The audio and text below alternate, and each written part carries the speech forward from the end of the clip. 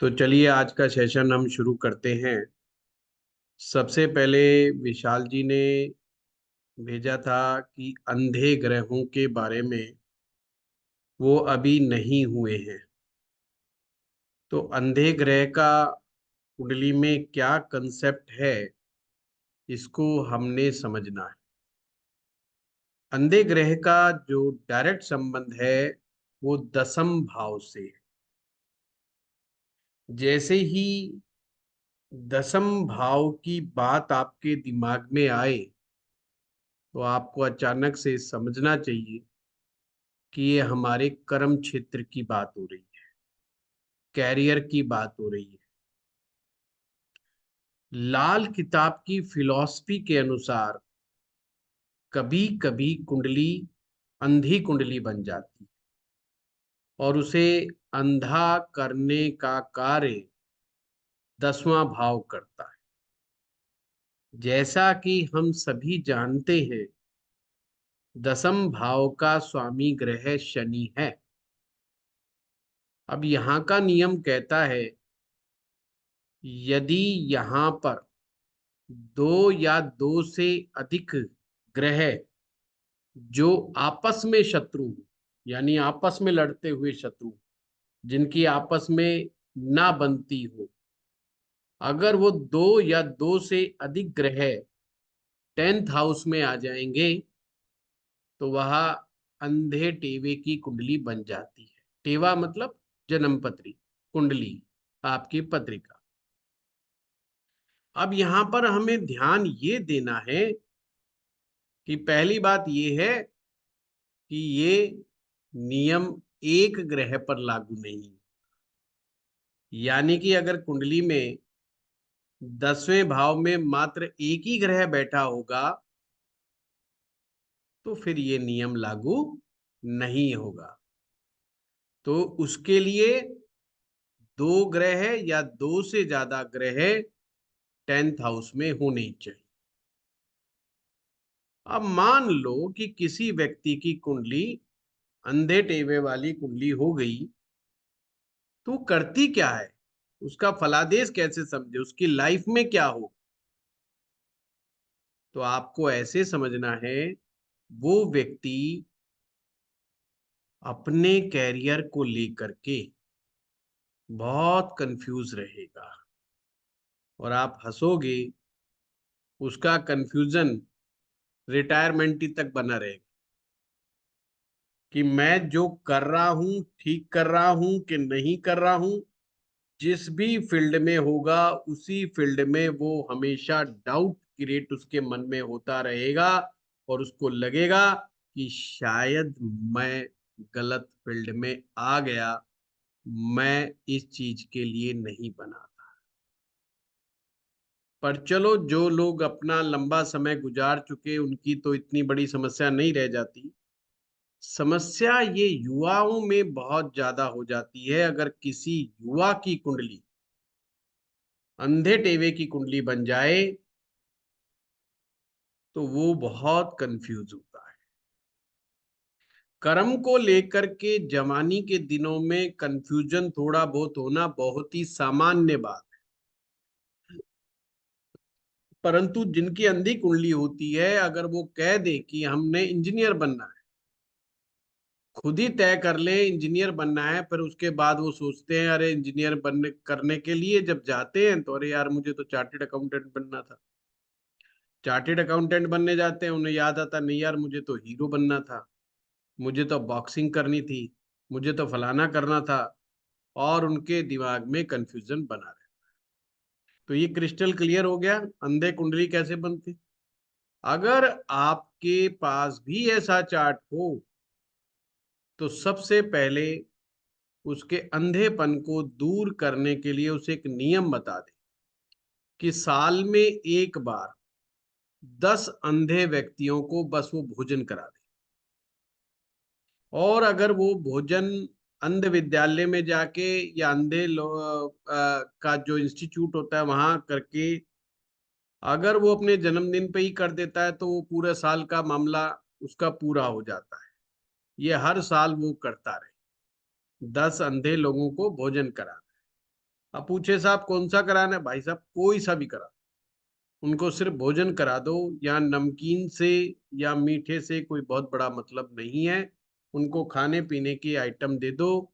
ये अंधे जो टेवे वाला जो दोष है वो वहीं पे दूर हो जाएगा।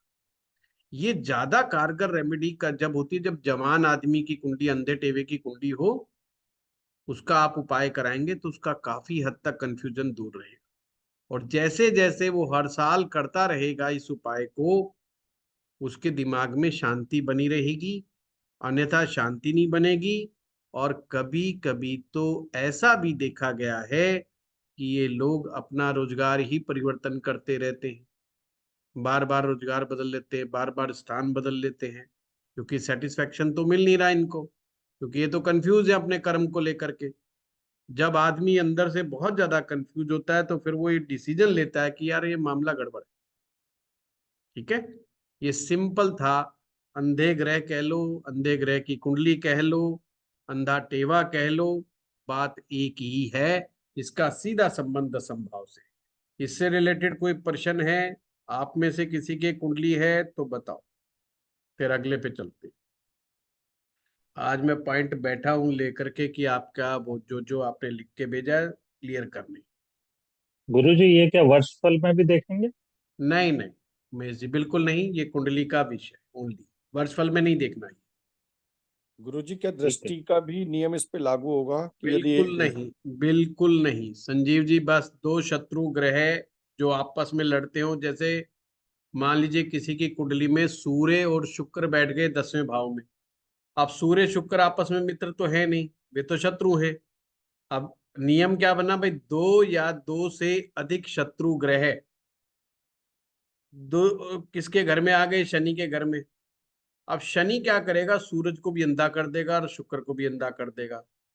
अब ये अंधा करने में सक्षम कैसे हो जाता है, पहले ही वो दो ग्रह आपस में शत्रु हैं, और शत्रु आपस में लड़ लड़ के पहले ही कमजोर हो जाते हैं। अगर एक ग्रह होगा तो वो शनि से मुकाबला कर लेगा। यही कारण है कि मंगल 10वें भाव में जब अकेला होता है तो उच्च का कहलाता है, जबकि जी दोस्ती तो उसकी भी नहीं है, जी पर वो अकेला है तो मुकाबले में रहेगा। पर इसी तरीके से पर राहु मंगल इकट्ठे आ गए, राहु मंगल की दोस्ती नहीं, तो वो आपस में लड़ेंगे तो लड़ लड़ के कमजोर हो जाएंगे। तो ऐसे में शनि मौके का फायदा उठा करके उसको अंधे टेवे की कुंडली बना देगा। पॉइंट समझे, जी मंगल गुरु 10वें में ही है पर राहु बैठ जी गया, या मंगल का कोई भी शत्रु ग्रह वहां बैठ जाए 10वें में तो गड़बड़ हो जाएगा। इसी तरीके से राहु चंद्र बैठे हो और गुरु साथ में आ जाए, अब दो के अलावा हो गए तीन, अब ये कुंडली अंधी कुंडली हो गई, क्योंकि ये आपस में लड़ मरे। जी राहु की ना चंद्रमा से बनती ना गुरु से बनती, वो दोनों के साथ फाइट करेगा, और इस फाइट का फायदा शनि उठाए। शनि दूर की नजर का प्लेनेट, दूर देखो नजर का प्लेनेट कौन है ये समझ लो पहले। नजर का प्लेनेट है सूरज। सूरज से रोशनी प्राप्त होती है, जब सारी जगह रोशनी होती है तो हम देख पाते हैं, अगर अंधेरा हो जाए तो हम देख ही नहीं पाएंगे। तो यानी कि सूरज सबसे बड़ा सहायक ग्रह है देखने के मामले। अब जो हमारी पावर है देखने की, कितना दिखता है कितना साफ दिखता है, अब हमने चश्मा लगा रखा है, अब भाई चश्मा लगाएंगे तो ये शब्द थोड़े से बड़े हो जाएंगे, इसका मतलब आंख की पावर कुछ हद तक कम है। ये जो पावर है ये और है या आंखों का बलाबल है, ये शुक्र है। इसे आप कह सकते हो आंखों का रेटिना। रेटिना से रिलेटेड जितनी भी तकलीफें होती हैं वो शुक्र के खराब होने से होती हैं।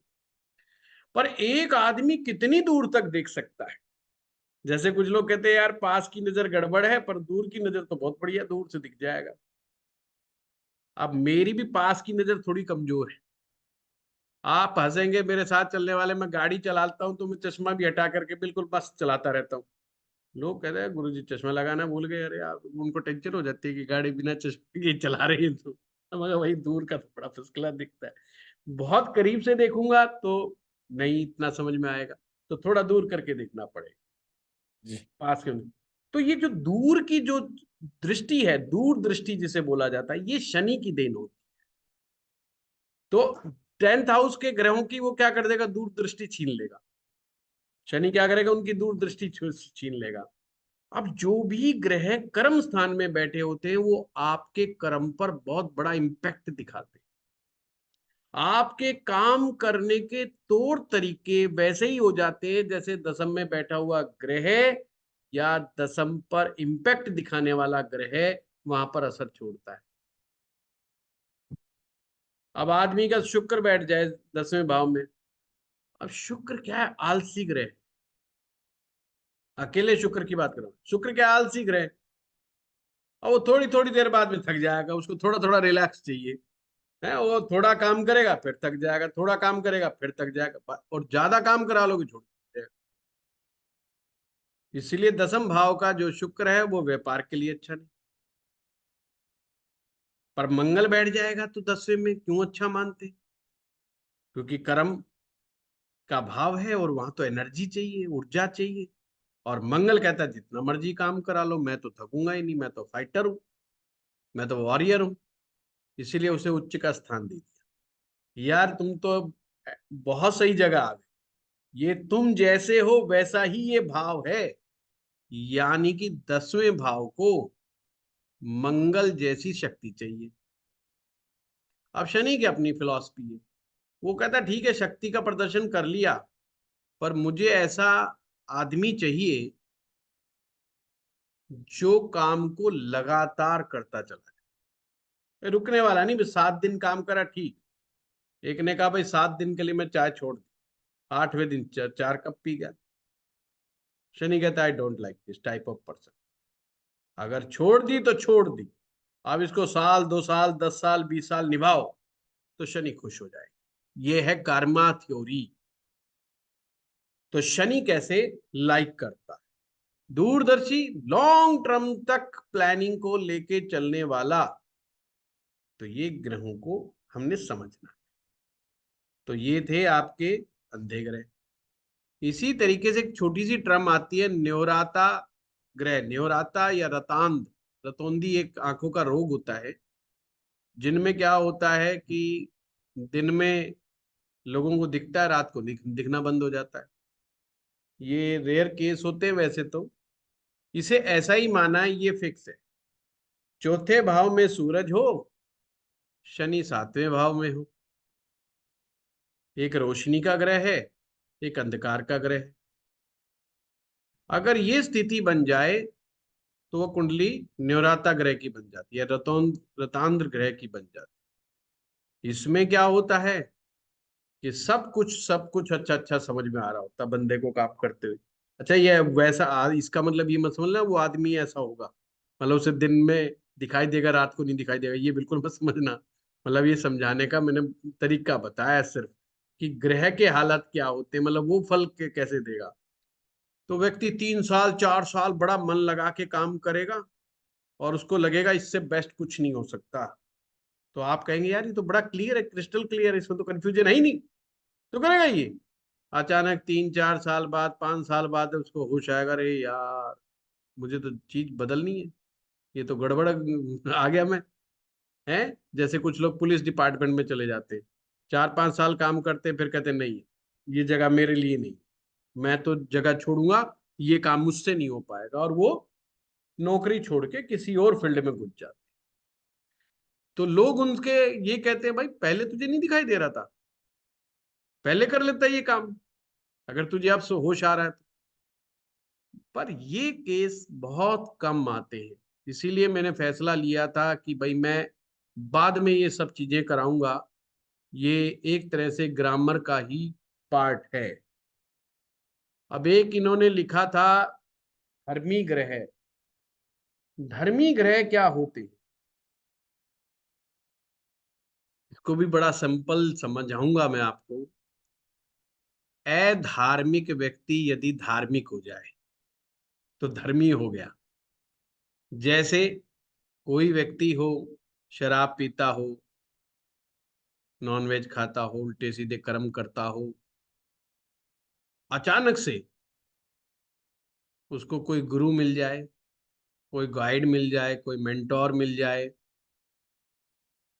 कोई उसको प्रेरणा स्रोत मिल जाए, और वो कहे भाई ये आज के बाद से सारी चीज खत्म। अब मैं यहां पर नेगेटिव कुछ नहीं करूं।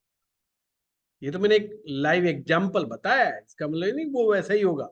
अब इसको अपने समझना क्या है, मतलब अधार्मिक प्रवृत्ति का ग्रह जब धार्मिक प्रवृत्ति का बन जाए, फिर रिपीट कर रहा हूं, अधार्मिक प्रवृत्ति का ग्रह जब धार्मिक प्रवृत्ति का बन जाए। अब धार्मिक का मतलब ये नहीं कि वो पूजा पाठ करने लग जाएगा, यहाँ पे इसका मतलब है कि अब वो नेगेटिव नहीं रहा, वो कुंडली में नेगेटिव फलादेश नहीं देगा, उसे कहते हैं धर्मी ग्रह।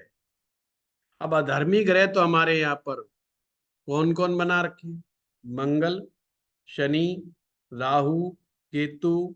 अधर्मी, अधर्म का मतलब ये ज्यादा धर्म को नहीं मान, ये किसी सिचुएशन में धार्मिक हो जाते हैं।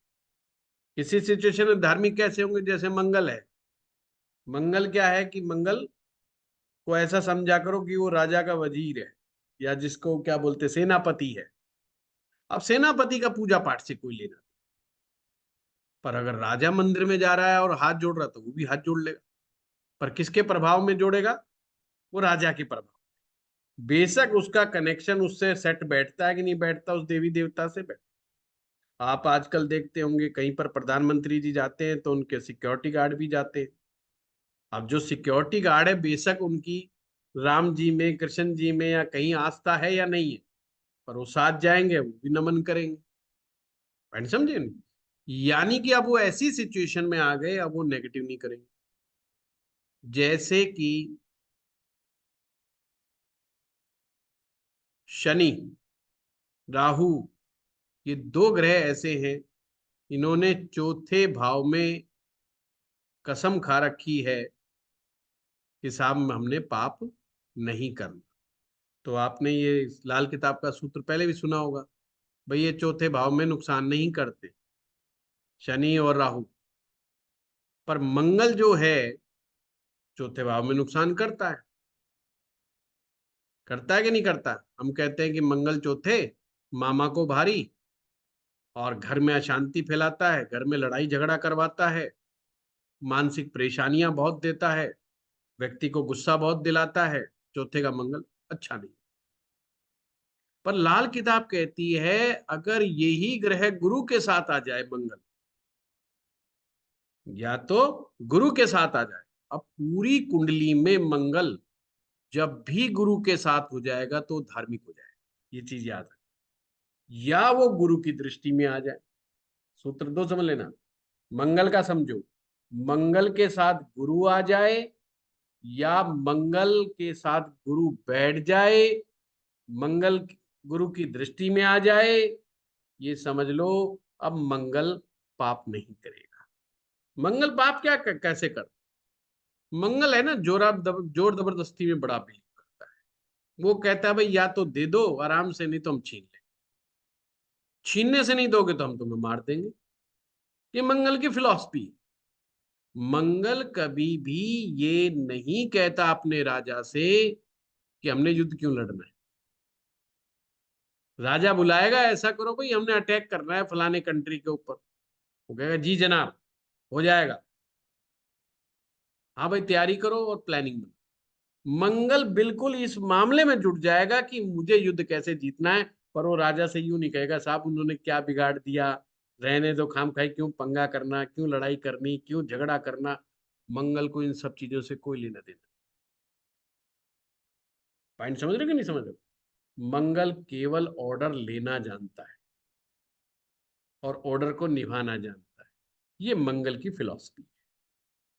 वो अपना ब्रेन नहीं लगाता। वो कहता है अपने को नहीं सोचना कि युद्ध लड़ना है कि नहीं लड़ना, ये राजा सोचेगा।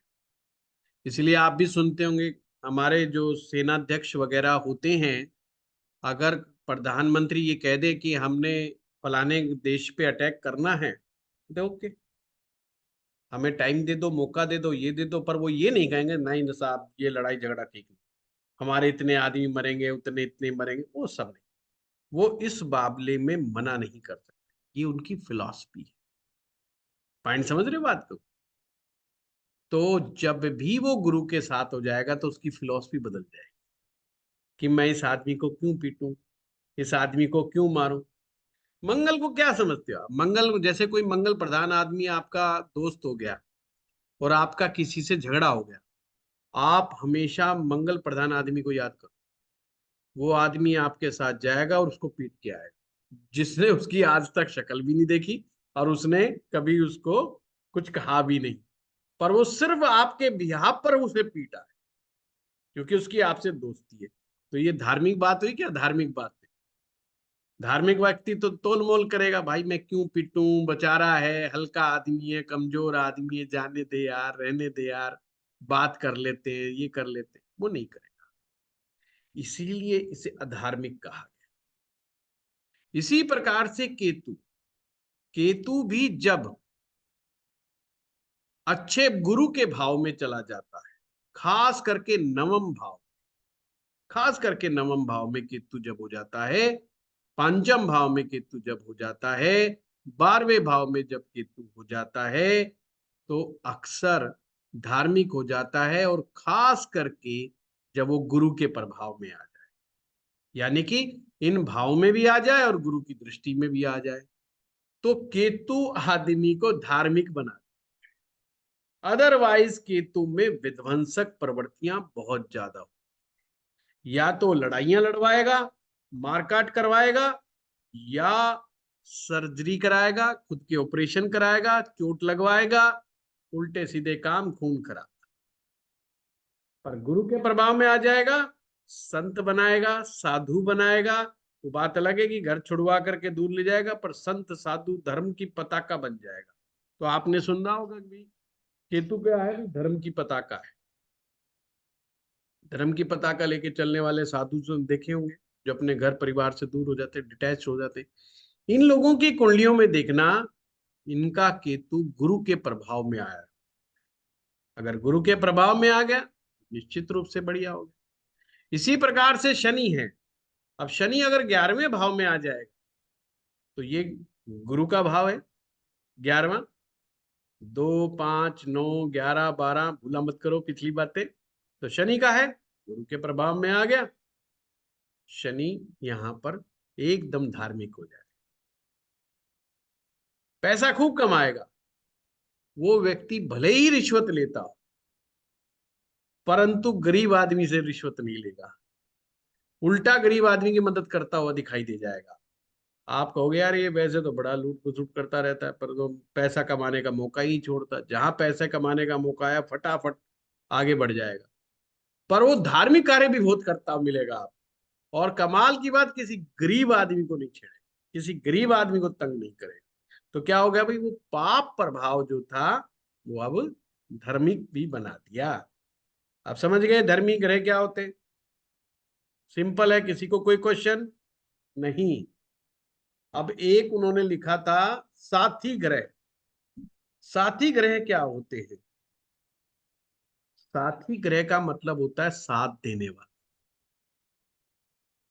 कौन ग्रह साथ देगा हमारा, और कब ग्रह साथी ग्रह बन जाए? जैसे जिन लोगों ने वैदिक ज्योतिष पढ़ा है, उसमें एक योग होता है स्थान परिवर्तन योग। हूबहू ये वो ही योग है कि जैसे ग्रह अपनी उच्च राशि, ग्रह की उच्च राशि फिक्स है। जैसे लाल किताब के अनुसार शनि जो है सप्तम भाव में उच्च के हो जाते, इसी प्रकार से शुक्र 12वें भाव में उच्च का हो जाता है। अब मान लो ये आपस में स्थान बदल लें, शनि तो पहुंच जाए 12वें में और शुक्र पहुंच जाए 7वें में। उसने उसका स्थान ले लिया, उसने उसका स्थान ले लिया, उच्च वाला। आप समझना बात। तो भी ये साथी हो गए। वैसे तो षडाष्टक योग बन गया, अपने से 6, 8 हो गया, परंतु यहां पर लाल किताब के अनुसार ये आपस में मित्र। चलो ये तो है ही मित्र, अब इसको दूसरे वे से समझते हैं। सूरज पंचम भाव में बैठ जाए, अब सॉरी बैठ ना जाए, सूरज का पांचवा भाव है, ये हम सभी जानते हैं, पांचवें भाव का मालिक सूरज और 10वें भाव का मालिक शनि। शनि पांचवें में बैठ जाए, सूरज 10वें में बैठ जाए, हो गया स्थान परिवर्तन। ये ऐसा योग है कि आपने मेरी कुर्सी ले ली और मैं आपकी कुर्सी पर बैठ गया। आपकी कुर्सी पे आपका नाम लिखा हुआ था, मेरी कुर्सी पे मेरा नाम लिखा हुआ था। हमने कहा ऐसा करते दोनों स्थान बदल लेते। जैसे ही ग्रह एक दूसरे का स्थान बदलते हैं, ये साथी ग्रह।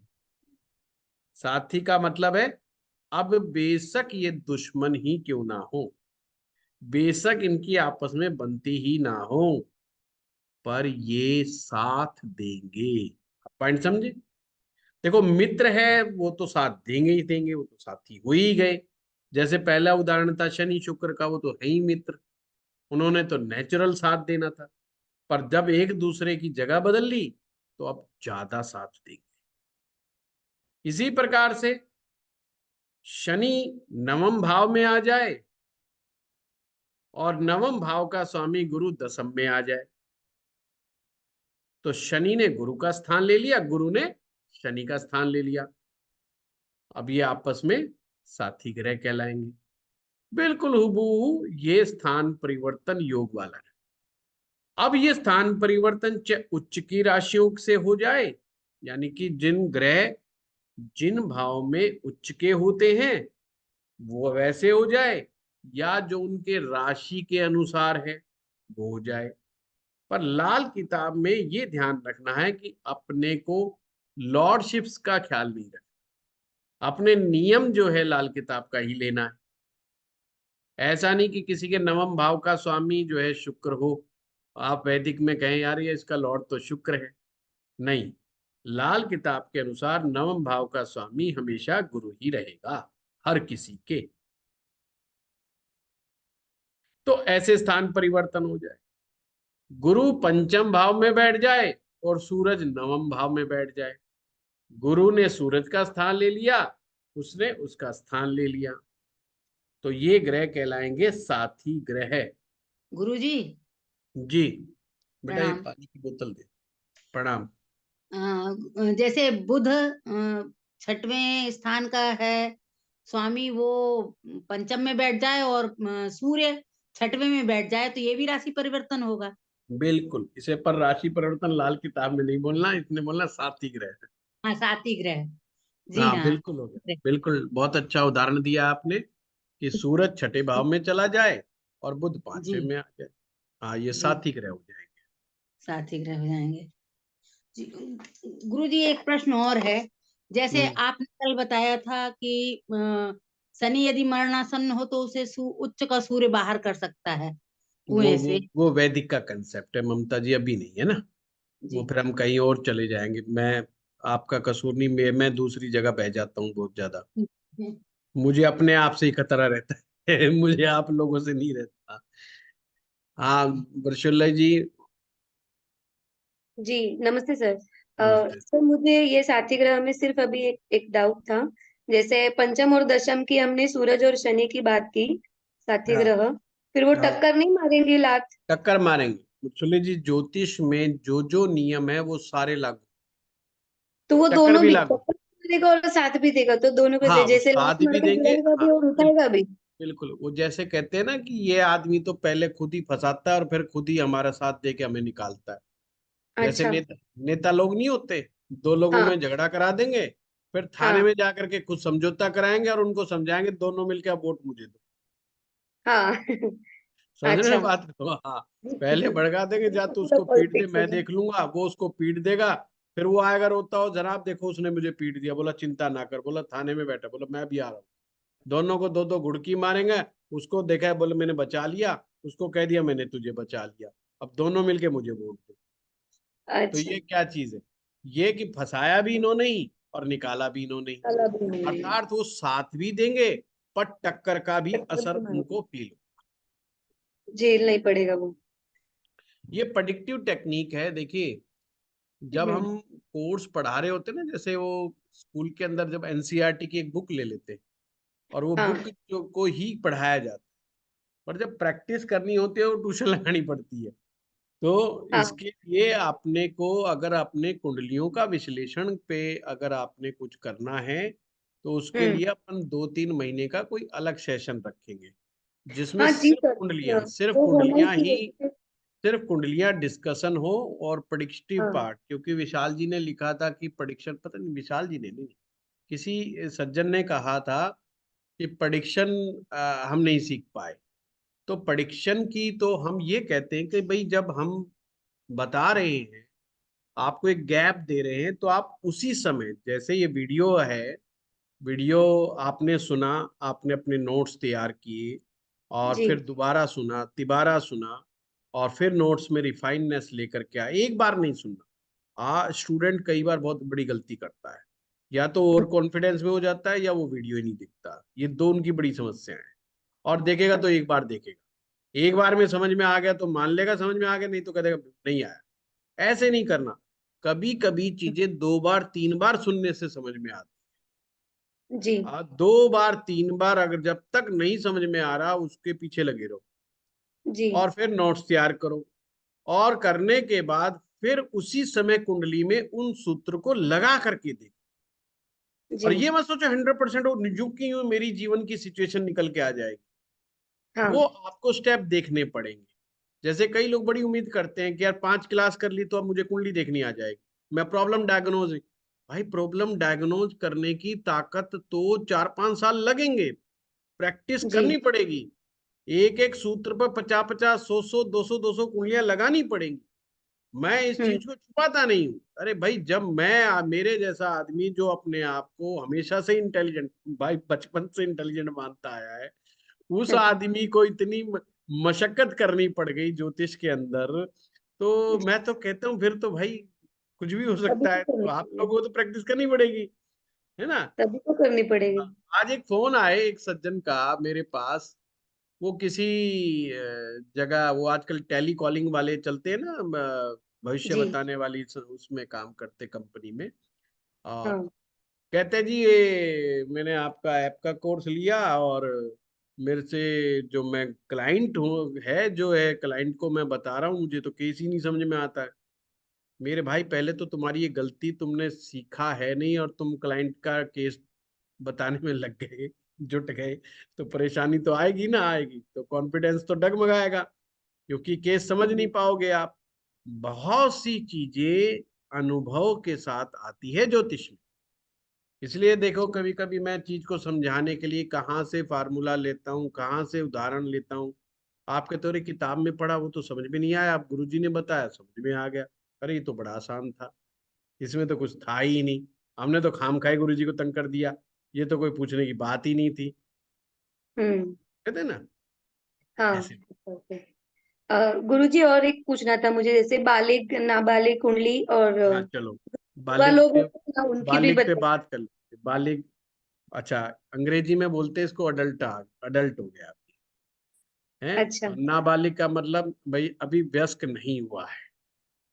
हम्म इसी तरीके से लाल किताब में कंसेप्ट है कि 2-3 स्थितियां रखी है। पहली अच्छा तो कोई बच्चा 12 साल की उम्र का है, हम्म 12 साल की उम्र का बच्चा और 17 साल से ऊपर का आदमी, हम्म उसको कहते हैं नाबालिग टेबा। नाबालिग का मतलब अब ये मेच्योर नहीं है अभी। हम्म सिंपल है कि हम बालिग क्या मानते हैं, वयस्क आदमी को मेच्योर मानते हैं, जो वयस्क नहीं है वो कहते हैं बालक, कोई बात गलती कर हम्म, सकता है। तो अच्छा ये नियम है कि भाई इसकी भविष्यवाणी मत करो अभी। अच्छा हाँ इसका जरूरी नहीं, जो आपको ग्रह जैसे समझ में आ रहे हैं अगर इसका आप उपाय कराने जुट गए तो कोई हम्म गारंटी नहीं कि साथ देंगे कि नहीं देंगे इसका। सिंपल। अच्छा दूसरी क्या कंडीशन है, अगर शनि ग्रह, राहु ग्रह, केतु ग्रह, मंगल ग्रह या बुध ग्रह अकेला, इसमें आप बंद मुट्ठी के खाने समझ, बंद मुट्ठी के खाने 1 4 7 एक 10, सात सात 10 अगर इनमें कोई भी 3 पाप ग्रह बैठे हैं, नंबर 1 बात, तो ये नाबालिग टेवा हो गया। अच्छा। अगर इन बंद मुट्ठी के खानों में केवल अकेला बुद्ध बैठा है तो भी नाबालिग टेवा हो गया, या एक भी ग्रह नहीं बैठा। कई बार होता है ना, केंद्र में तो कोई बैठा ही नहीं है जी, 1 4 7 10 भाव में कोई बैठा ही नहीं। हाँ तो होता है। उसमें कहा जाता है कि ये 12 साल की उम्र तक ये कुंडली डाउटफुल है। अच्छा। ओके।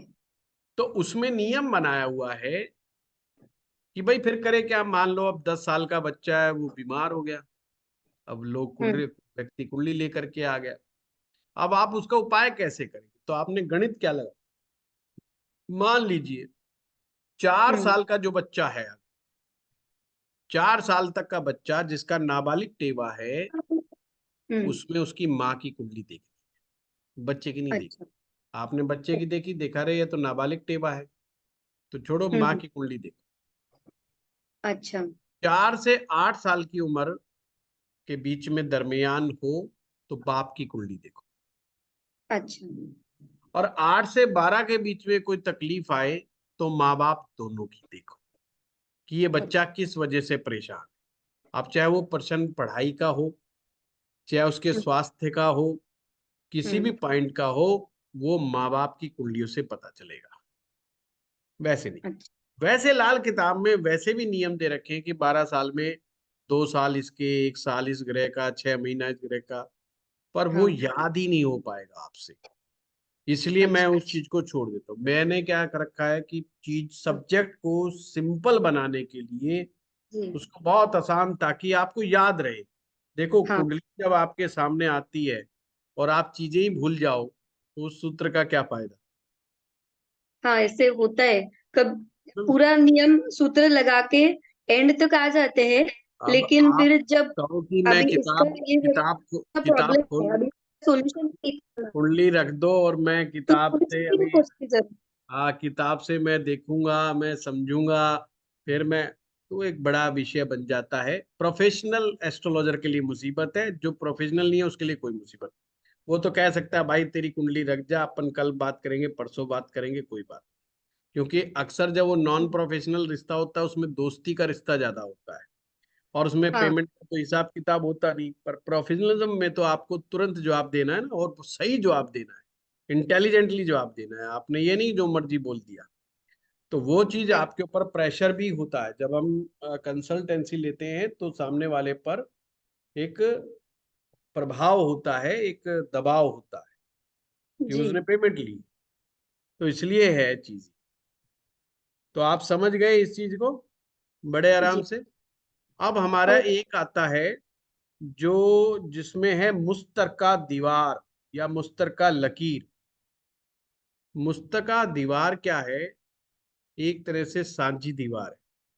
उसको ऐसे समझो, जैसे कुंडली में 10वां भाव बना हुआ है, तो 10वें भाव को 11वें भाव से अलग करने के लिए एक लाइन खींची होती है ना, बस वही दीवार है।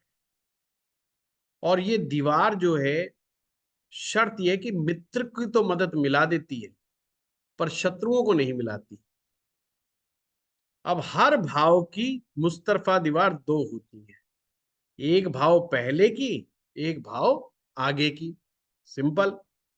अगर एक भाव आगे मित्र बैठा है, या एक भाव पीछे मित्र बैठा है, या दोनों तरफ मित्र बैठे हैं, तो वो दोनों मिलके उस ग्रह की मदद करते हैं।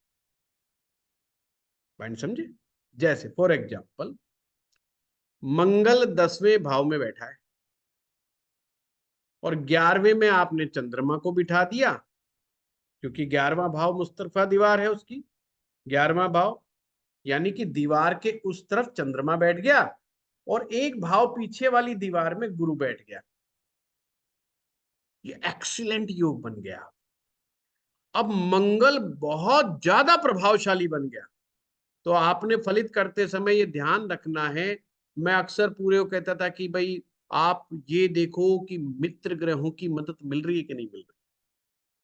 तो ये मदद का एक तरीका है। तो मैंने उस समय कहा था, भाई मदद कैसे पहुंचाएगा? या तो दृष्टि में हो, उस भाव तक पहुंचने का एक रास्ता हो, साथ बैठा हो, या उसकी बुनियाद में बैठा हो, या उसका मदद का ग्रह बन रहा हो, इस तरीके से ग्रह मदद पहुंचाता है। तो ये भी एक तरीका है मदद पहुंचाने का। तो गुरु भी मंगल को मदद देगा, चंद्रमा भी मंगल को मदद देगा, एंड वाइस वर्सा, मंगल चंद्रमा को मदद देगा, मंगल गुरु को मदद देगा जब भी इनको जरूरत पड़ेगी। कहने का मतलब है देखने में ये ग्रह अलग अलग बैठे हैं, अलग अलग भाव में बैठे हैं, पर वास्तव में एक ही एनर्जी के साथ बंधे हुए, एक दूसरे को फुल मदद पहुंचाने का काम करते हैं। इसे मुश्तरका दीवार कहा गया है।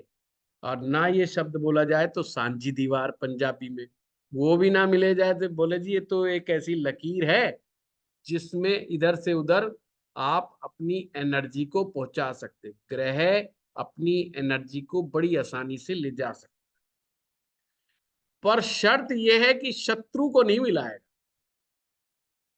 जैसे सूरज बैठ गया 10वें भाव में, अब 11वें में शनि बैठा है, तो ना तो शनि सूरज की मदद करेगा, ना सूरज शनि की मदद करेगा। या वाइस वर्सा, 9th में आपने शनि को बिठा दिया, 10वें में सूरज को बिठा दिया, तो दोनों एक दूसरे की मदद नहीं करेंगे। उल्टा अगर दोनों तरफ उसके शत्रु ग्रह बैठेंगे तो उस ग्रह को नुकसान पहुंचाने का काम। जैसे सूरज सब 10th में बैठा, शनि को बिठा दिया 9th में, और सूरज का एक दुश्मन और कोई भी ढूंढ लो, शुक्र को ढूंढ लेते हैं, शुक्र बिठा दिया 11वें में, तो मामला गड़बड़ा जाएगा। या और उल्टा कर लेते, शुक्र को बिठा दो 10वें में, सूर्य को बिठा दो 11वें में, और शुक्र का कोई और शत्रु ग्रह राहु को बिठा दो 9, तो शुक्र फंस गया, एक तरफ सूरज है और एक तरफ राहु है। तो ऐसे में शुक्र बुरी तरीके से पीड़ित माना जाएगा, यानी वो अपने खुल करके रिजल्ट नहीं देगा। ये है सांझी दीवार का कंसेप्ट, और इसको मुश्तरका लकीर, मुश्तरका दीवार कहा जाता है। बहुत सिंपल कंसेप्ट है, ये ग्रामर का कंसेप्ट है। और अब की बार जो नया कोर्स शुरू होने जा रहा है मेरा, उसमें मैं कोशिश करूंगा ग्रामर ये मैं पहले ही निपटा, पर मुझे लगता है ग्रामर शुरू में समझ में नहीं आता, थोड़ा बाद में समझाने में ज्यादा फायदा है। अभी मैं ये चीजें बता रहा हूँ आपको आसान लग रही है, शुरू में बताता तो शायद मुश्किल लगती कि यार ये भाव का कैसे कैसे नहीं। तो चलो देखते हैं इसको क्या करना चाहिए। तो ये आप लोगों ने लिखा था, और कोई बचा है क्या? एक लिखा है बिल मुकाबिल के ग्रह। बिल मुकाबिल के ग्रह होता है, मतलब इसे मुकाबले के ग्रह भी कहा। हाँ सोनिया जी कुछ कह रहे हो? जी गुरुजी, प्रणाम गुरुजी। प्रणाम प्रणाम। गुरुजी, जैसे अभी आपने बताया ये सांझी दीवार का, तो इसमें एक एक ग्रह ही होना चाहिए या एक से दो भी हो सकते हैं?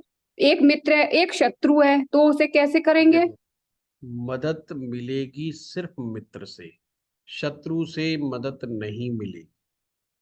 नहीं, वो तो आप सही कह रहे हैं। जैसे अब समझो वीनस बात, आप बताओ, उदाहरण दो ताकि मैं बताऊं। वीनस हमने 6th में बिठा दिया, बहुत वीक है, पर 7th में बुध बिठा दिया, और 5th हाउस में हमने मंगल और केतु बिठा दिए। हाँ, केतु तो एक दुश्मन हो गया। हाँ, तो केतु भी दुश्मन हो गया, मंगल भी दुश्मन हो गया। मंगल कोई मंगल मददगार थोड़ी है, शुक्र का मददगार थोड़ी है कोई। एक तरफा तो वो माना जाता है ना, शुक्र वो, कि मंगल वो रखता है शुक्र से। देखो, मंगल शुक्र अट्रैक्शन है। हम्म। हर बलवान पुरुष चाहता है कि मेरी पत्नी बड़ी सुंदर होनी चाहिए, मैं कैसा भी हूं। इसलिए राजा महाराजा, आप लोगों ने देखा होगा, ये सुंदर स्त्रियों के पीछे घूमते रहते हैं। क्यों घूमते हैं? ऐसा नहीं कि वो उनसे प्यार करते, ये उनकी ईगो है कि भाई मैं सेनापति हूं, मैं फलाना उच्च पद पे हूं, मैं राजा हूं, मैं फलाना हूं, मैं ढिमकाना हूं, मैं बहुत अमीर आदमी हूं, तो मेरे पास तो अपने इस क्षेत्र की सबसे सुंदर स्त्री ही मेरे पास होनी चाहिए। अब ये मंगल की केवल चाहत है, ओके। और रियल में तो मंगल ब्रह्मचारी है, उसको कोई लेना देना थोड़ी है उससे, उसकी तो अपनी ईगो मसाज। तो मंगल जो है एक प्रकार से, जब आदमी प्योर मंगल की फॉर्मेशन में होता है, यानी कि अच्छे अन्य ग्रहों का उसे साथ नहीं मिलता, तो ब्रह्मचारी हो जाता, तो वो स्त्री की सूरत देखना पसंद नहीं करता। समझे बात को, मंगल की फिलॉसफी। अगर कुंडली में मंगल को अन्य अच्छे ग्रहों का साथ ना मिले तो ब्रह्मचारी हो जाता है। इसलिए कई बार मंगल सप्तम भाव में बैठ जाए तो आदमी का शादी नहीं होती। हम कहते रहते अरे यार मांगलिक हो गया, मांगलिक। देखो क्या उसको अन्य ग्रह मदद दे रहा है, यानी कि सूरज, गुरु, चंद्रमा जब ये मदद पहुंचाते हैं तो उसको उसका ब्रह्मचर्य हटता है। फिर वो उस पोजीशन में पहुंच जाता है कि भाई अब मुझे साथ मिला है, अब बस मेरा इतना ही है कि स्त्री सुंदर मेरे पास होनी चाहिए, बस। तो उसका अट्रैक्शन, यानी कि मंगल का अट्रैक्शन नहीं है शुक्र की तरफ। अब शुक्र की फिलॉसफी समझो। शुक्र एक महिला है। शुक्र महिला होने के कारण वो ये सोचती है कि सबसे बलवान पुरुष मेरे पास होना चाहिए, और वो उसको दिल से चाहती है। इसीलिए लड़कियां अक्सर हीरोइज्म वाले लड़कों को ज्यादा लाइक करती। साइकोलॉजी समझो, हीरोइज्म, जो फाइट करना जानते हो, डेंजर में घुस जाएं और उनके लिए बहुत कुछ कर सकते हो, रिस्क लेने को तैयार हो जाएं, बड़ा उनको ऐसे लड़के बड़े पसंद। अच्छा, लोग कहेंगे यार ये तो क्या आवारा टाइप का बदमाश है, हमारी लड़की पता क्या पकड़ के लेके आई। लोग अक्सर कहते हैं अरे यार हम पढ़ा लिखा कोई इंजीनियर ढूंढ रहे हैं, कोई डॉक्टर ढूंढ रहे हैं, ये देख किसके चक्कर में फंसी पड़ी है। लड़की कहती नहीं, आई लाइक इट। अब वो उसकी मनोविज्ञान को नहीं समझ रहे, ये शुक्र का मनोविज्ञान है। अब कोई शरीफ सा सज्जन सा कोई लड़का होगा, लड़की उसकी तरफ नहीं अट्रैक्ट होती जल्दी से। शरीफ सा, यह शरीफ आदमियों की पत्नियां दुखी रहती है अपने पति से, ये फैक्ट है, ये फैक्ट है। जो बीड़ी ना पीता हो, सिगरेट ना पीता हो, दारू ना पीता हो, उनकी वाइफ से पूछो पति कैसा है, वो कहेगी ये आदमी ठीक नहीं होता। क्यों नहीं? अब कोई आदमी पूछे भाई प्रॉब्लम क्या है, ये तो बहुत अच्छी बात है, बीड़ी नहीं पीता, सिगरेट नहीं पीता, दारू नहीं पीता, उल्टे सीधे काम नहीं करता, पार्टी नहीं करता। फिर वो कहेगी ये आदमी कंजूस है, ये आदमी को तारीफ करना नहीं आता, ये आदमी ने कभी मेरी तारीफ नहीं करी, कभी वो नहीं करा। क्योंकि वो झूठ नहीं बोलता है। उसकी समस्या शरीफ आदमी की, वो मुंह की मुंह पे कह देगा। वो कहेगी हाँ मैं मोटी हो गई हूँ, वो कहेगा हाँ हाँ मेरे को लग रहा है 5-7 किलो तो बढ़ गया। अब उस बेवकूफ से गलती हो गई, उसको नहीं बोलना था, उसको तो ये बोलना था कि मोटी तो तुम हो ही नहीं सकती, तुम और मोटी क्या मतलब ही नहीं, दूर दूर। तो खुश हो जाती है इस बात पे।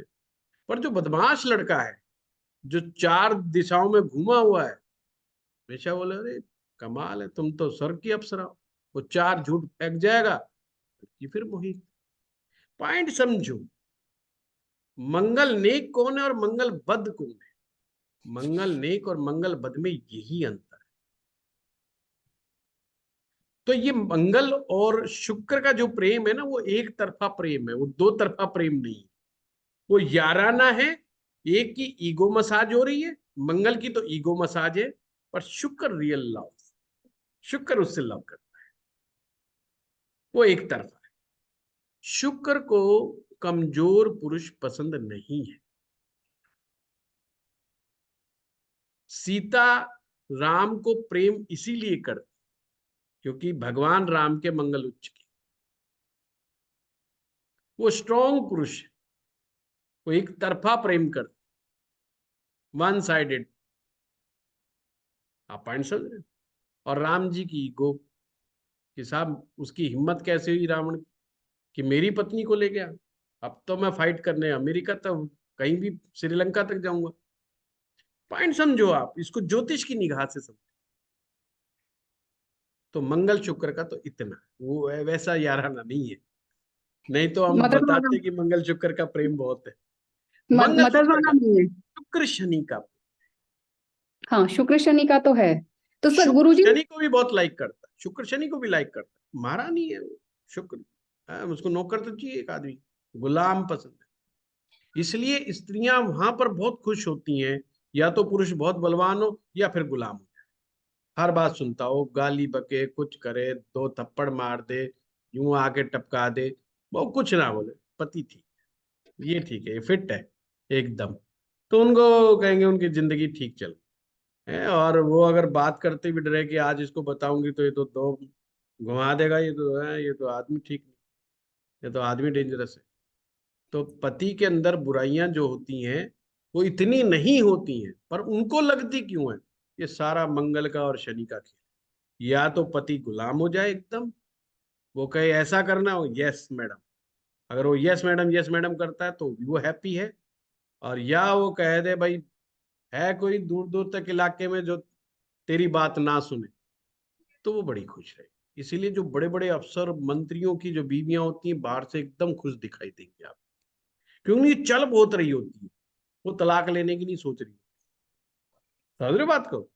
समस्या वहां आती है, ना गुलाम मिले ना ताकतवर मिले, बस वहां पे माथा ठनक जाता है, वहां समस्या खड़ी है सारी की सारी। तो ये ऐसे विषय हम ज्योतिष के पॉइंट से बड़े अच्छे से समझ सकते। तो गुरुजी इसमें एक तरफ का सपोर्ट मिलेगा कि दोनों हाँ, तरफ ही होना जरूरी है? नहीं नहीं, देखो दोनों तरफ होता है तो फिर मदद बड़ी अच्छी मिलती है। अगर एक तरफ शत्रु बैठा है, एक तरफ मित्र बैठा है, तो वो जो शत्रु बैठा है वो थोड़ा प्रॉब्लम क्रिएट करता है, मित्र वाला थोड़ी मदद पहुंचाता है। इसको ऐसे समझ। ओके।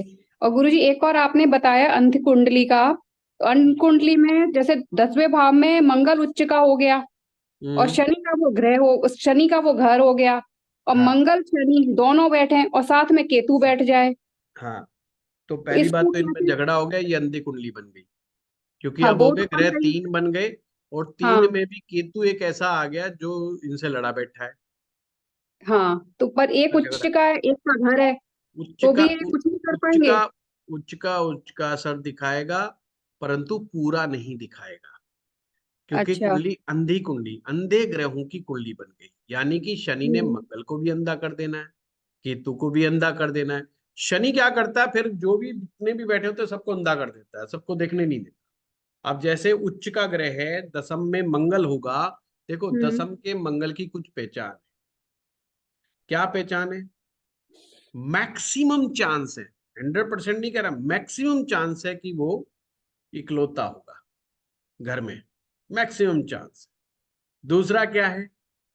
वो घर का चिराग, 1 आइड पर्सन, मतलब हर आदमी उसके ऊपर मोहित है, या अब ये तो हमारा घर का खानदान का चिराग है। तीसरी चीज, बहुत एनर्जेटिक होगा। चौथी चीज, अपनी जिंदगी में राइज बहुत करेगा। पांचवी चीज, 100% शर्त है, वो जिस भी क्षेत्र में काम करेगा उस क्षेत्र के अंदर हेड बनेगा, मुकाम हासिल करेगा। पर जो स्थिति आपने बताई है उस स्थिति में तो वो अंधा हो गया, और टॉप पे नहीं पहुंचेगा बेचारा, एनर्जी फुल भी होगा पर अटक जाएगा बीच में जाकर के, क्योंकि वो कंफ्यूज हो गया।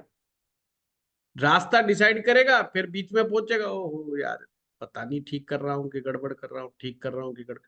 कंफ्यूजन का दौर, मंगल भी कंफ्यूज, वो भी कंफ्यूज, केतु भी कंफ्यूज, ना आध्यात्मिक बनने दे, ना टॉप पोजीशन पर पहुंचने दे, ये हालात पैदा। समझ गए बात को? तो मतलब मंगल जब ही देगा असर जब वो अकेला बैठा होगा वहां पर, ये ध्यान रखना। 10th house okay. में, तो फिर जो मैंने बताए हैं सारे सिम्टम्स, फिर वो अचीवमेंट का है। और ध्यान रखें, अगर मंगल दशम में बैठा है, ऐसे आदमी को देखते ही मूंगा पहना दे। ओ उसके शत्रु उस पानी नहीं मांगेंगे, बस टिकेगी नहीं उसके सामने, कोई कुछ नहीं कर सकता। यह आपको सूत्र दे दिया। मंगल। हाँ, पर अगर ये मंगल फंसा पड़ा है, अंधा है, तो फिर वो जो इलाज बताया मैंने 10 अंधे लोगों को खाना खिलाने का, वो फिर आपने कर।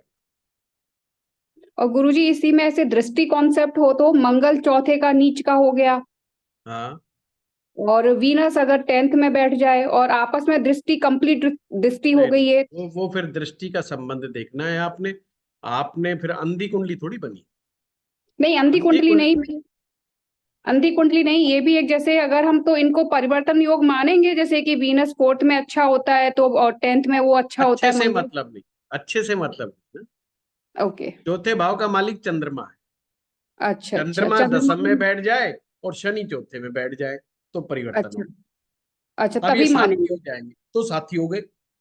अच्छा, जैसे तभी। हम समझाते कि शनि की दृष्टि में चंद्रमा नहीं होना चाहिए, कहते हैं ना कि शनि की दृष्टि में चंद्रमा नहीं होना चाहिए, नहीं तो शनि चंद्रमा को पीड़ित कर देगा एकदम से, तो हम्म। उस व्यक्ति को मानसिक समस्याएं हो जाएंगी। पर ये केस बिल्कुल उलट गया। चौथे में शनि को बिठा दो, 10वें में चंद्रमा को बिठा दो, वो आदमी कहेगा मैं टेंशन लेता ही नहीं। आप कहोगे आपको डिप्रेशन होगा, तो यार कहीं का डिप्रेशन, अपन टेंशन लेते ही नहीं, पालते ही नहीं।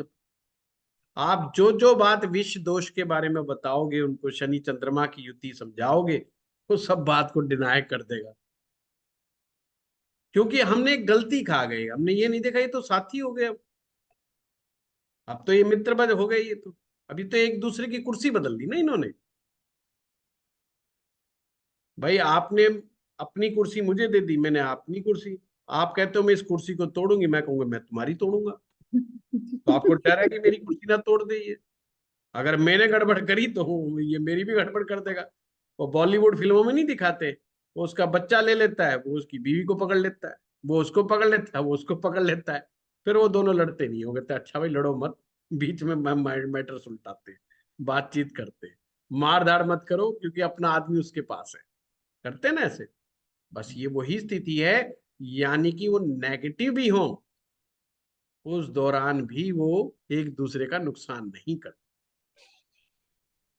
ओके, ये नहीं धन्यवाद गुरुजी। है कि नहीं है, अच्छे से मतलब नहीं, या तो राशि का नाथ हो या वो उच्च का। हाँ अभिषेक जी। सर नमस्कार। मैंने एक क्वेश्चन पूछा था सर कि एक अगर एक ही घर में अगर कई ग्रह साथ में बैठे तो उसका रिजल्ट क्या होगा, आपने बताया था कि बाद में मैं इसका हाँ हाँ उत्तर। क्वेश्चन पूछो, कोई बात नहीं, बताओ मुझे एग्जाम्पल बताओ, जब भी तो मैं बता पाऊंगा।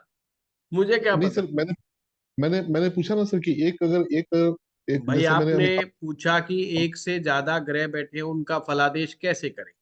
जैसे अमिताभ बच्चन की कुंडली मैंने शेयर की थी, उसमें हाँ उसमें हाँ आठ कोई बात नहीं, में। वो मैं व्हाट्सएप पे वो कुंडलियों के डिस्कशन में नहीं पढ़ता हूँ, एक तो मुझे समय नहीं मिल पाता प्रॉपर, है ना।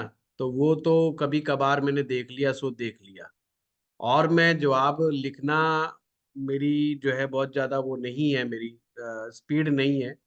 दूसरा क्या होता है कि फिर आर्गुमेंट शुरू हो जाते हैं उसके ऊपर, आर्गुमेंट्स तो इतने फिर हो जाते हैं कि भाई वो फिर एंडलेस है। अच्छा फिर बीच में छोड़ दो तो कहेंगे लो गुरुजी भाग गए छोड़ सर के। मैं उसमें उसमें सर मैं आंसर देने की बात नहीं कर रहा हूँ, मेरा क्वेश्चन है कि सर उसमें मैं अगर मैं चार वहीं पांच। पे आ रहा हूँ, कोई बात नहीं, मैं समझ सर गया अभिषेक जी, अभी समझ सर गया मैं। देखो, सबसे पहले तो 2 ग्रह बैठ जाए, 3 बैठ जाए, 4 बैठ जाए और 5 बैठ जाए, आपने बिल्कुल भी नहीं घबराना। आपने दिमाग में ये रखना है जो सूत्र लाल किताब में समझाए गए, सारे के सारे वो ही लगेंगे। कैसे? अब इन्होंने एग्जाम्पल दिया अमिताभ बच्चन का, और 5 ग्रह उनके अष्टम में बैठ गए मान लो। अब आप में कंफ्यूजन हो गया, यार ये 5 ग्रह अष्टम में बैठ गए तो इसका मतलब क्या हुआ। पहला तरीका ये है, जिस भाव में भी 2 से ज्यादा ग्रह बैठ जाएंगे, वो भाव उतना ज्यादा हैवी हो जाए। पहला ये सूत्र हमेशा ध्यान में रखो। अब मान लीजिए आपके 12 भाव हैं, इन 12 भाव में कोई एक भाव ऐसा है जिसमें 2 से ज्यादा ग्रह बैठ गए, वही भाव सबसे ज्यादा है। तो हम क्या कहेंगे कि अमिताभ बच्चन का कौन सा भाव हैवी हो गया? 8। सिंपल है, 8वां भाव हैवी हो गया। जब एक में ही 5 आ गए तो बाकी कोई ऐसा भाव होगा नहीं जिसमें 5 से ज्यादा होंगे, तो सबसे ज्यादा हैवी भाव हो गया। आप लोग अपनी कुंडलियों में भी देखो, जिन भाव में एक ग्रह बैठा हो उसकी अपेक्षा हैवी होगा जिसमें 2 ग्रह बैठे, और उससे ज्यादा हैवी वो होगा भाव जिसमें 3 ग्रह बैठे। पहला कंसेप्ट क्लियर। जैसे किसी के तीसरे भाव में 3 ग्रह बैठे तो हम क्या कहेंगे, तीसरा भाव हैवी हो गया। अब भाव से भाव की स्थिति को समझना पड़ेगा। भाव से भाव का मतलब हमें ये देखना पड़ेगा जो भाव हैवी हुआ है वो अच्छा है कि बुरा है। बस पहली चीज तो वहीं से सूत्र निकल के आ जाएगा, ये बहुत अच्छी बात हुई या गड़बड़ हुई। कौन से भाव ज्यादा हैवी नहीं होने चाहिए? तीसरा भाव ज्यादा हैवी नहीं, छठा भाव ज्यादा हैवी नहीं होना चाहिए, सातवां भाव ज्यादा हैवी नहीं होना चाहिए, और कौन सा भाव हैवी नहीं होना चाहिए? 12वां भाव हैवी नहीं होना चाहिए। तीसरा, छठा, सातवां और 12वां भाव, यानी ये वो भाव हैं जिनमें एक आधा प्लेनेट तो चल जाएगा परंतु 2, 3, 4 ये नहीं चलेंगे। पर पहले भाव में 2 ग्रह आ जाएं, 3 ग्रह आ जाएं, 4 ग्रह आ जाएं, पहला भाव स्ट्रॉन्ग। दूसरे में भी यही स्थिति, चौथे में भी यही स्थिति, पांचवें में भी यही स्थिति, आठवें में भी यही स्थिति, 9वें में भी स्थिति, और 10वीं में आ जाए तो बल्ले बल्ले, चाहे 4 आए चाहे 5 आए, जितने ज्यादा आ जाए 10वीं में। भगवान से यही दुआ करो, अगर भाई तुमने सबने मिलके बैठना है ना तो 10वीं में बैठ जाओ या 11वीं में बैठ जाओ, क्योंकि 10वां भाव जितना मजबूत होगा उतना व्यक्ति कर्म में श्रेष्ठ हो जाए। जितना 11वां भाव मजबूत होगा वो व्यक्ति के लाभ कमाने की प्रकृति या उसकी समझ बहुत अच्छी डेवलप होगी बचपन से ही। पहला भाव ज्यादा हैवी होगा तो अपनी ग्रोथ पे बहुत ध्यान देगा, अपने ऊपर बहुत इन्वेस्ट करेगा। ये सिंपल सा मेथड समझ लेना। तो एक तो आपने भाव पकड़ना है कि ये भाव कौन सा मजबूत। 8वां भाव क्या है? ये है गुप्त खजाना। इसको एक पॉइंट से समझना। 8वां भाव क्या है? गुप्त खजाना। एक ऐसा खजाना जो ऊपर से नहीं दिखाई देता पर अंदर से कूट कूट करके भरा हुआ है। 8वां भाव है मनोविज्ञान, दर्शन शास्त्र, भीतर छिपी हुई आपकी प्रतिभा जो सामने से स्पष्ट नहीं नजर आती, वो आपका अष्टम भाव है। जब अष्टम भाव हैवी हो जाता है 2 चीजें करता है। एक तो आयु अच्छी बना देता है क्योंकि उससे इम्यूनिटी भी उसकी बड़ी स्ट्रांग हो जाती है, आयु बड़ी अच्छी कर देता है। दूसरा, प्रॉब्लम्स तो देता है ही क्योंकि असाध्य रोगों का कारक भी है, बट जो भी चीज अष्टम से आती है वो उसे काफी मात्रा में मिलेगी। अब अमिताभ बच्चन का अष्टम भाव हैवी हो गया, यानी कि उसके पास गुप्त खजाना है, प्रतिभा है उसके पास गुप्त, जो उसका चेहरा मोहरा देखने से नहीं समझ में आता। इसलिए तो कहते हैं ना, अमिताभ बच्चन की पता नहीं 7 या 11 फिल्में शुरुआत में फ्लॉप हो गई। कभी उन्हें कहीं से रिजेक्ट करा, कभी कहीं से रिजेक्ट करा। लोग शक्ल देखते ही कह देते थे ये नहीं चलेगा। रेडियो में गया तो वहां उन्होंने कहा ये आवाज ही नहीं चल सकती, आवाज चल ही नहीं सकती, जबकि बाद में पता चला आवाज के कारण ही चला। मुमताज एक हीरोइन थी, उसने सिर्फ उसकी हाइट देख के ही साथ काम करने से मना कर दिया कि यार इतना लंबा हीरो, ये तो मुझे मुझे डुबा देगा, क्योंकि वो उस समय बड़ा अच्छे लेवल पे थी। ये क्या चीजें हैं?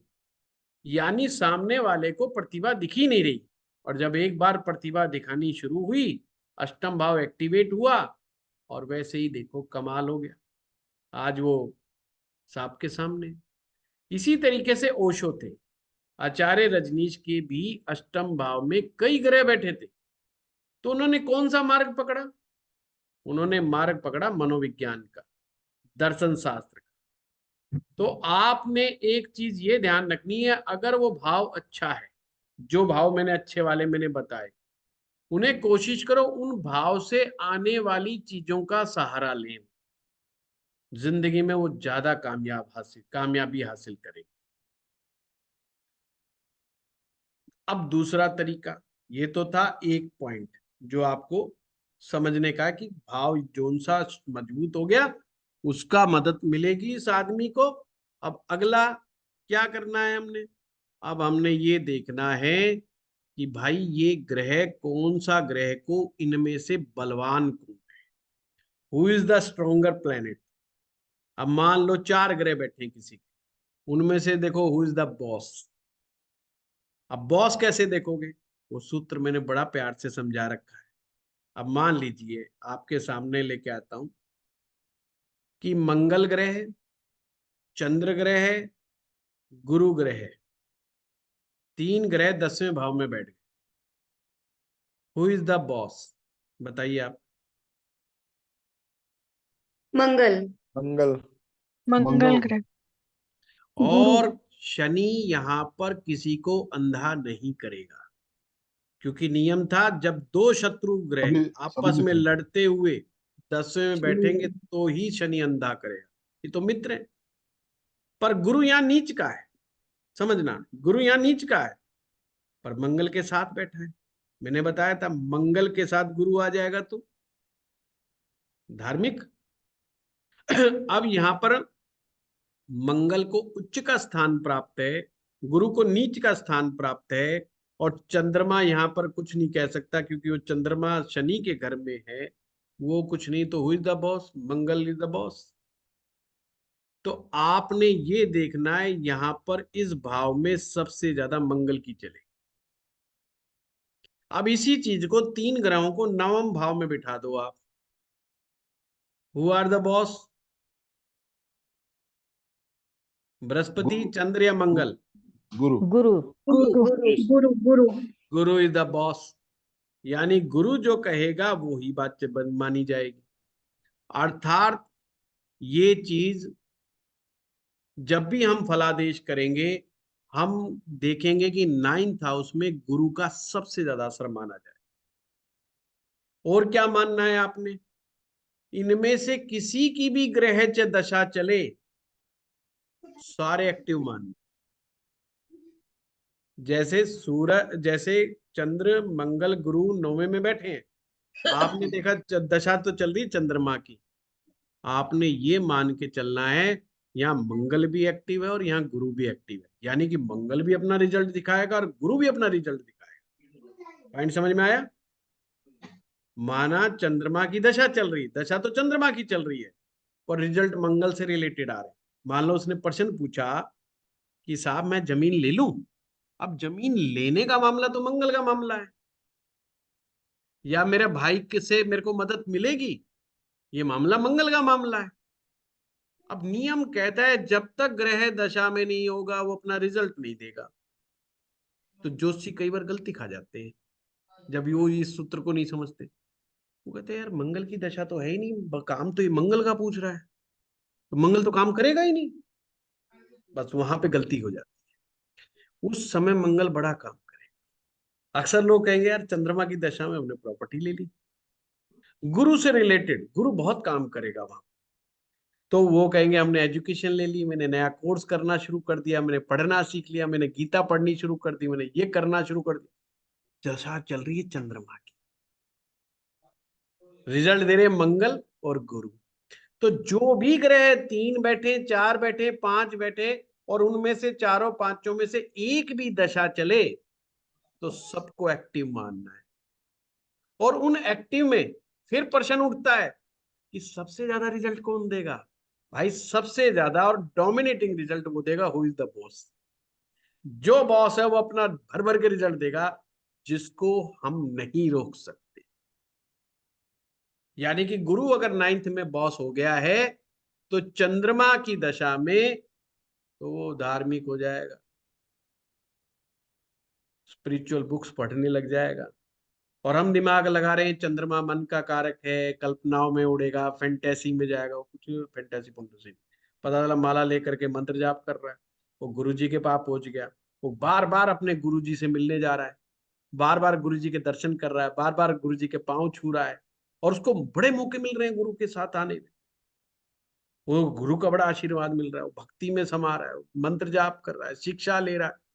अब वो बंदे को समझ में नहीं आ रहा है चंद्रमा की दशा करवा के रही। चंद्रमा की दशा अक्सर घूमने फिरने की दशा, अच्छा अच्छा भोजन खाने की दशा होती है, नया वस्त्र धारण करने की दशा होती है, तीर्थाटन करने की दशा होती है चंद्रमा की।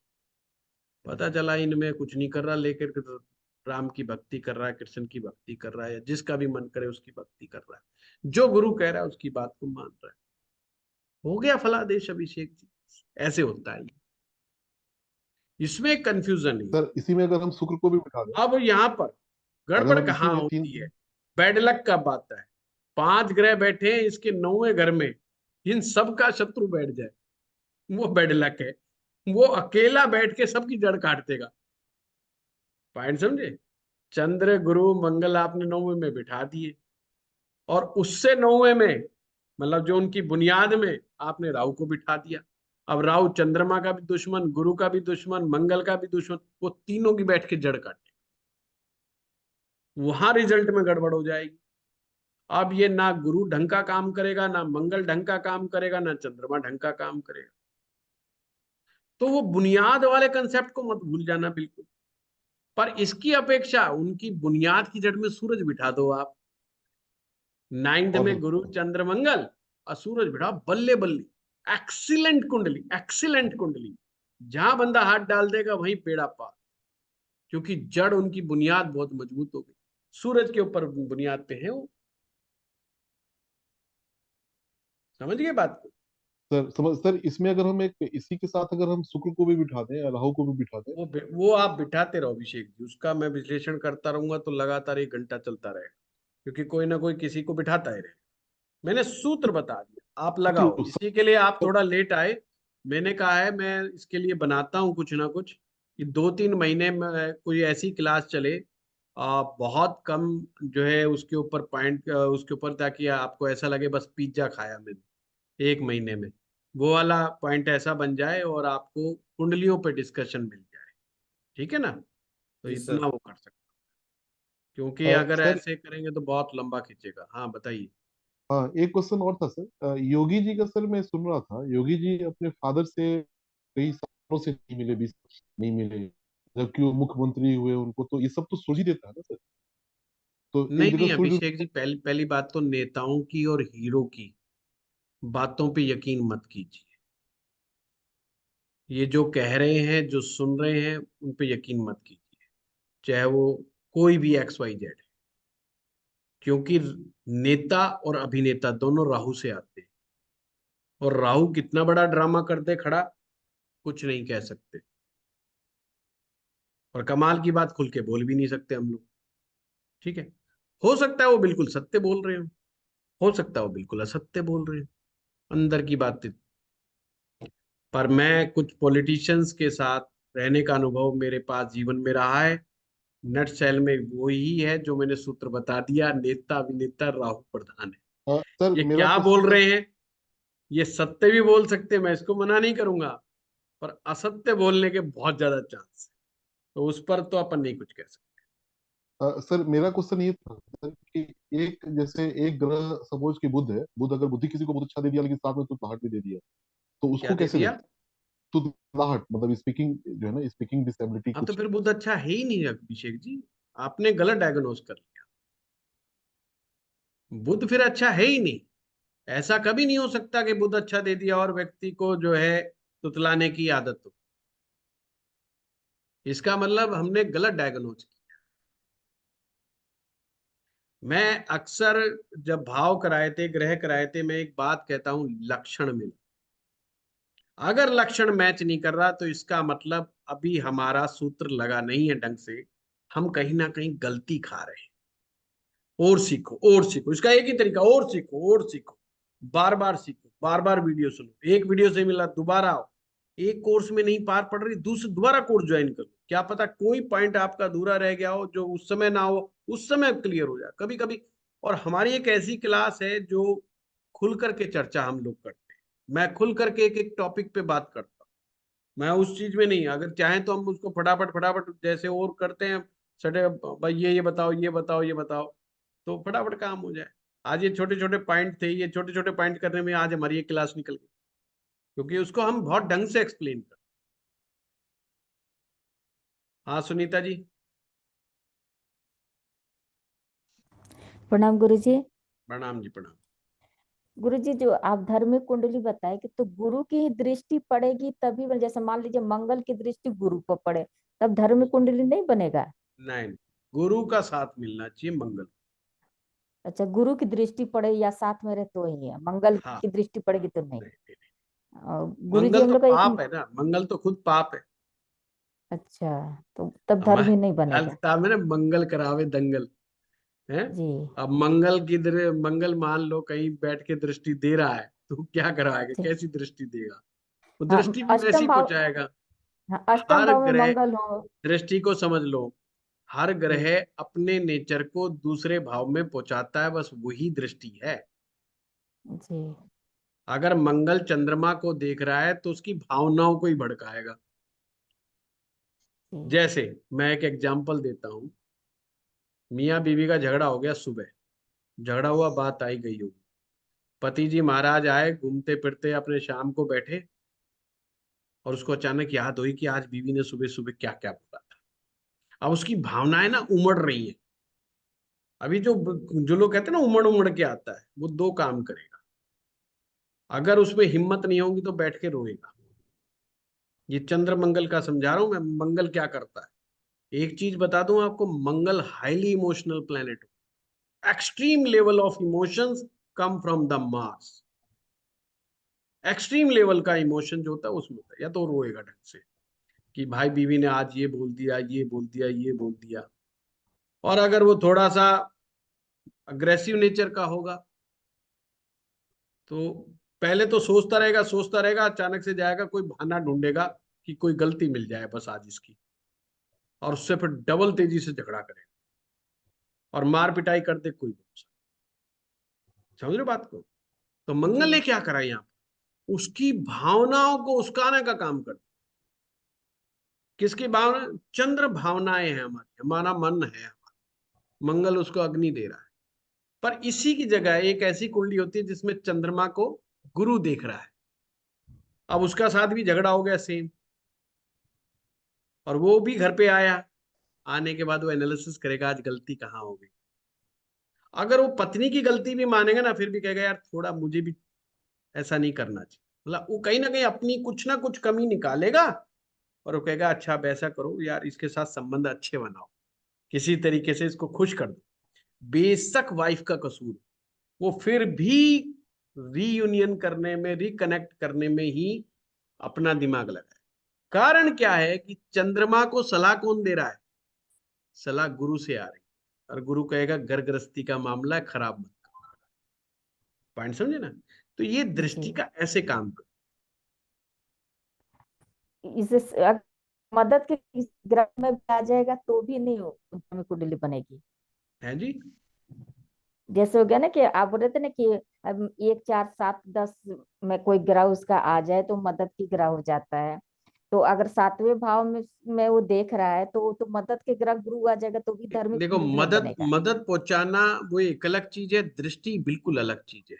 जी दृष्टि अच्छा। में वो ज्यादा मदद पहुंचाता है, सबसे ज्यादा। भाई मदद तो आप वहीं पहुंचा सकते हो जहां रास्ता बनाओ। मैंने जी इसको ऐसे समझाया था ना कि जी जी आप मेरे घर पर कोई चीज पहुंचाना चाहते हैं, तो उसके लिए फर्स्ट चीज क्या है? आपको मेरे घर का रास्ता हाँ मालूम होना चाहिए, और जब भी तो जी पहुंचाएंगे।